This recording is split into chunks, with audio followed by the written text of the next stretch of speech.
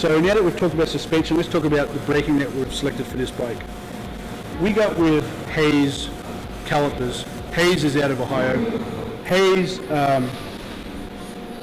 makes a lot of braking components for a lot of different companies, and they've decided to come out with a monoblock caliper, which is what this is here. Okay, what that means is the caliper is one piece.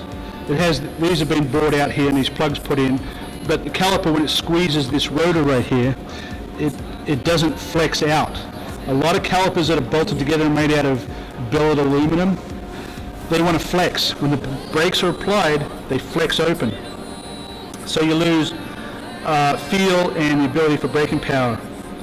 What we've got here with these brakes, now that with our suspension we're keeping our tyre compliant, we want really good brakes because they can be applied. Because if I was to put these brakes on a front end that had lame suspension on it, we'd have no compliancy between the tyre on the road, we'd have no traction, and the front wheel would just lock up really easy because the contact is not there.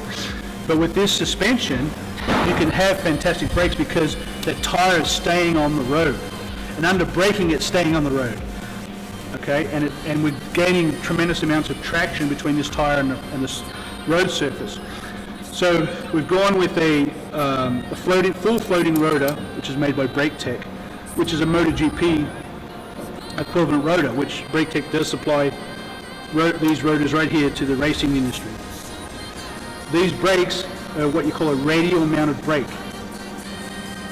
They bolt straight through to the bracket here to the lower end of the fork, and it gives no flex whatsoever. A axial mount is a standard Harley way, which the bolts come in from the side here. Not as good. This is better. There's a reason that all race bikes use this radial mount calipers. Same thing goes for the handlebar controls.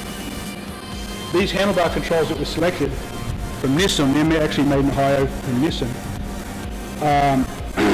is a radial mount brake and clutch mechanism that we're using.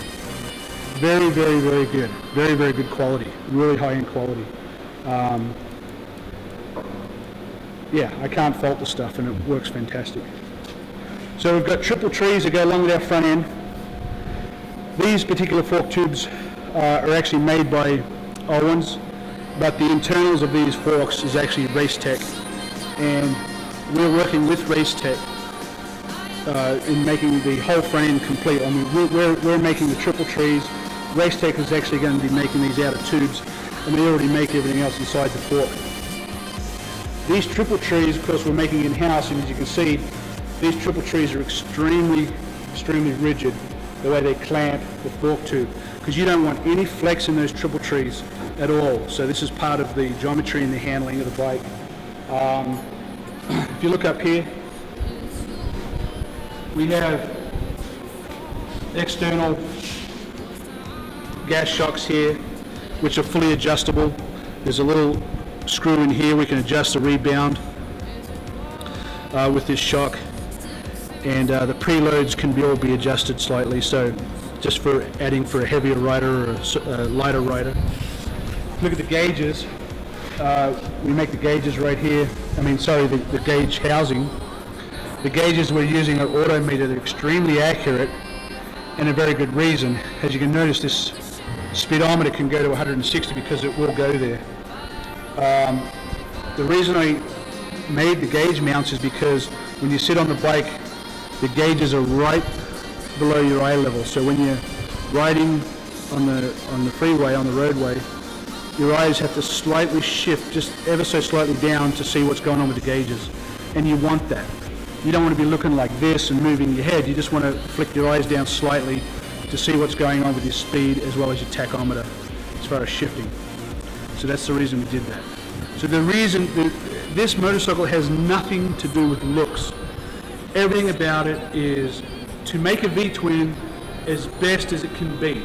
And I don't care what components I'm using as long as they're the best that we can get. Now you look at this exhaust system. This exhaust system is just a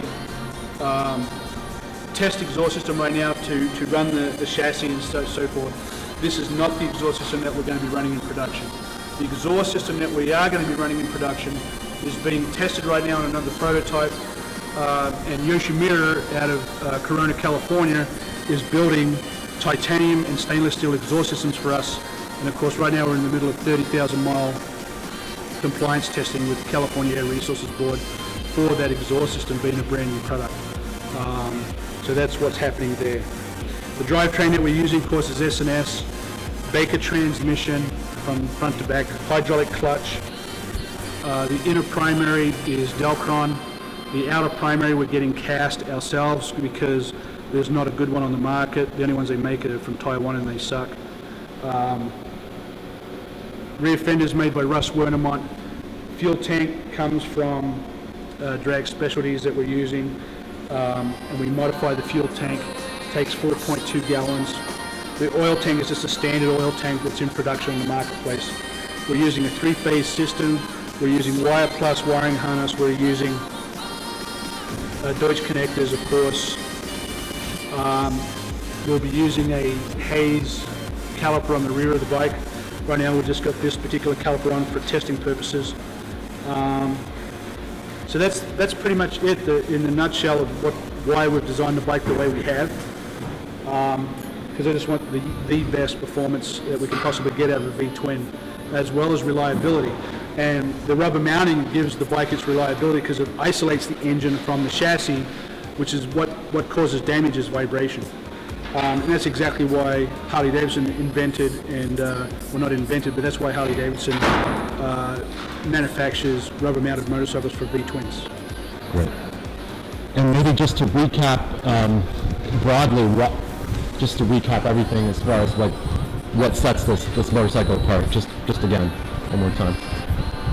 So what sets this motorcycle apart is the geometry, number one, the manufacturing of the frame and the stiffness of the frame.